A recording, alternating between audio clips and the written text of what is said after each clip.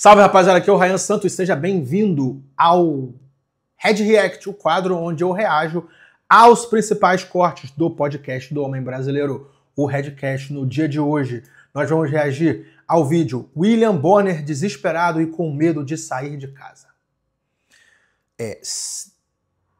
Danúzio Neto, um grande especialista em geopolítica que cresceu, explodiu no Instagram lá pelos anos de 2021, 2022. E, putz, fez uma entrevista muito interessante no Redcast. Eu altamente recomendo você olhar o episódio inteiro com o Danúzio Neto no Redcast. E antes da gente pular para o React, eu peço encarecidamente para você dar o like e se inscrever neste humilde canal. Estamos com a meta de 400 mil inscritos, estamos longe ainda, mas eu conto com você para apertar o botãozinho vermelho aqui embaixo, beleza? Tamo junto e vamos pro vídeo. Juliana Paes declarou, na época da eleição isso, hein? Caraca, se eu não me engano, foi na eleição? Ou foi no ano seguinte? Talvez. Sim, talvez foi eu lembro que teve alguma coisa. Mas ela declarou que ela era contra esse esquerdismo doentio, que as pessoas ficam pedindo socialismo, ficam pedindo pro governo fazer tudo, e que não é assim, a gente precisa abrir a cabeça para outras ideias e tal. E, enfim, a Juliana Paes foi extremamente cancelada, tanto que tem uma entrevista dela aqui no YouTube, na UOL. O UOL é esquerdismo total, né? Meu Deus do céu. Aqueles quadros lá. Meu Deus. E aí ela tá dando uma entrevista no UOL, tá a jornalista, que é a Tati Bernardi, conversando com ela. Mas assim, um papo muito açucarado, sabe? Sim. Nenhuma pergunta, nem nada muito entusiasmado. Né? E nos comentários, o pessoal xingando ela, doidado, o pessoal dos comentários. Essa daí é bolsonarista, hein? Essa daí, meu Deus, é fascista. Nossa, que nojo, desculpa, não vou conseguir ver a entrevista dessa mulher. Você não teve nada demais, entendeu? Sim. Mas só por causa desse episódio, virou a chave. Outro exemplo, a Glória Pérez, né? Sim. A Glória Pérez, ela tava lá... Eu acho que ela é até a favor da pena de morte também. Hã? A Glória Pérez, eu imagino que ela seja a favor da pena de morte, ou já foi em algum momento.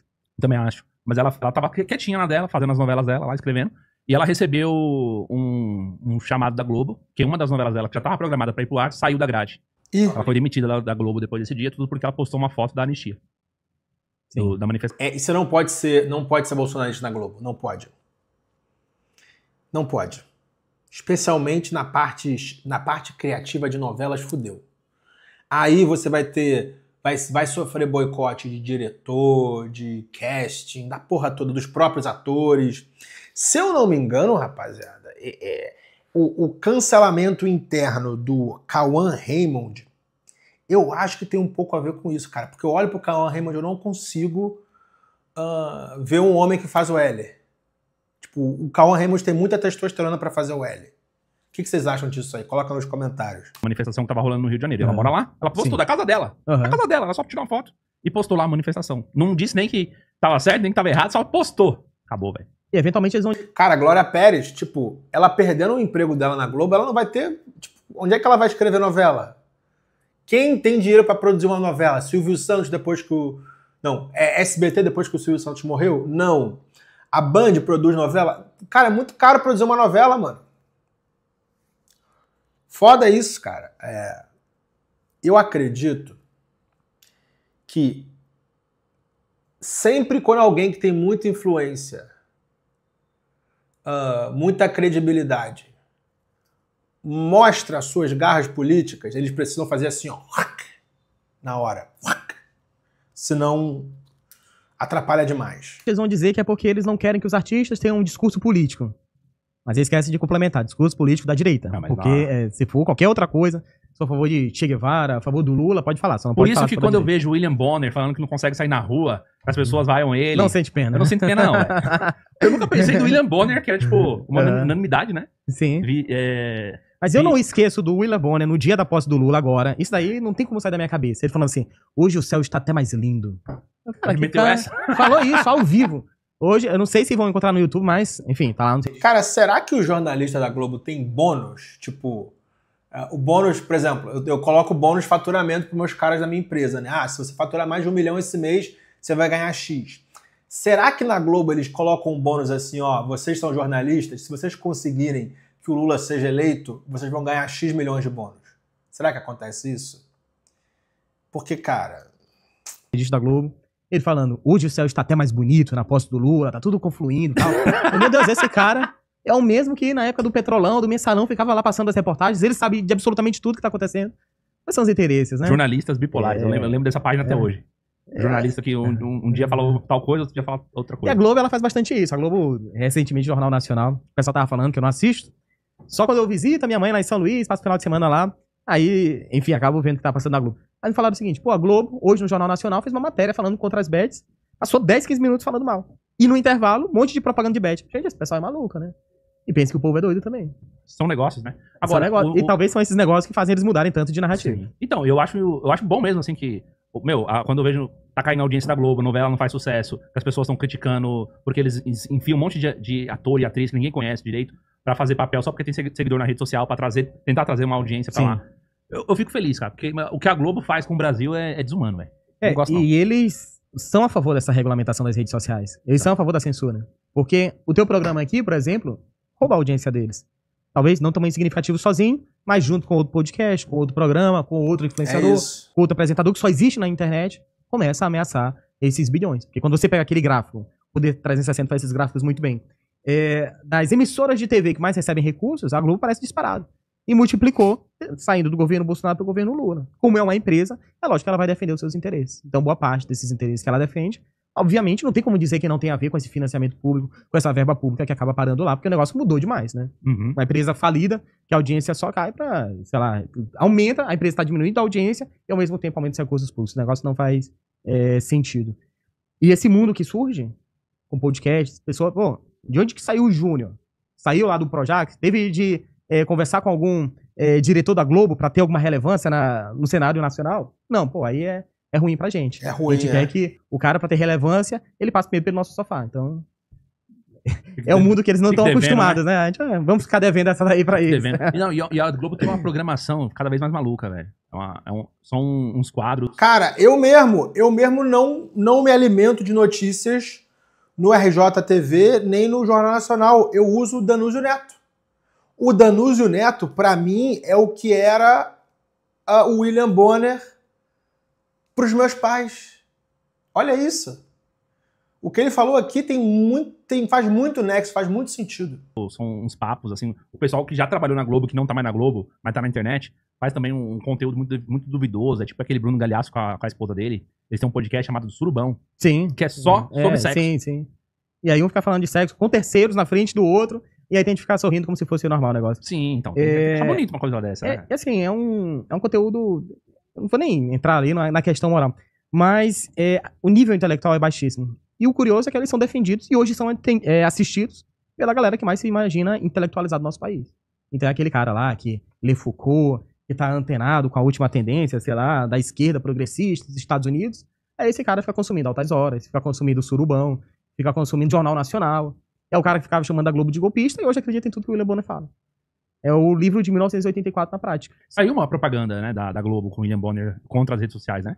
Contra as redes. Eu vi que saiu naquele perfil do Twitter chamado Meio e Mensagem, eu acho que é isso. Ele falando sobre o risco da rede social. Só que ele é um cara que tem interesses em jogo. Porque ele vive de audiência. Quanto mais audiência ele tem, maior o salário dele. O salário dele não é baixo. Sei lá, 300, 500 mil, 600 mil por mês. O Bonner? Sim. O Bonner é 3 milha pra cima. Que então, isso? Não. Estamos desatualizando o salário dele. Não. Enfim.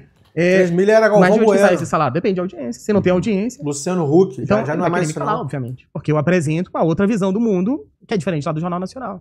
Na verdade, quando ele mostra a guerra lá de Irã com Israel no jornal dele, eu já mostrei com 12 horas de antecedência aquele mesmo bombardeio. Isso mesmo. Foi o que eu falei agora. Quando sai no Jornal Nacional à noite, o Danúzio já mostrou com 12 horas de antecedência. 15 horas, 16 horas. E com mais informação, com mais conteúdo. E com pessoas nos comentários colocando informações adicionais, colocando contraponto. Às vezes o cara não concorda com o que eu coloco lá 100% e não tem problema nenhum nisso. E ele acrescenta, peraí, ó, tem um contraponto aqui. Qual é o contraponto lá do Jornal Nacional? Onde é que a população tem vez de poder interagir, acrescentar, desmentir? Não existe essa possibilidade. Não existe. E aí, quando começa o povo a ter voz, começa a participar... Eu lembro que quando teve aquelas manifestações para derrubar Dilma, um dos lemas da direita, principalmente, era: sonho com o Brasil em que a população saiba a composição do Supremo e não a escalação da seleção brasileira. E a gente chegou nesse ponto. Eu acho que a gente se arrependeu um pouco, hein? Significa que a seleção, pra gente não saber escalação, é porque o povo é tudo ruim, né? E que os caras do Pensa Supremo estão ferrando a gente tanto que a gente não consegue tirar da cabeça, e foi né? o que eu falei, o Supremo tá trabalhando demais, cara. Todo dia eu não vejo deputado, eu não vejo senador, o presidente faz uma coisa ou outra, entendeu? Quando Mas todo dia o Supremo faz coisa, alguma coisa. Todo dia ele define alguma coisa, ele tá julgando alguém, ele tá criando alguma lei, tipo, né, interpretando alguma coisa nesse sentido. Todo dia o Supremo faz alguma coisa. E é bizarro, porque lá na Câmara são 513 deputados. Certo. No Senado, 71 senadores.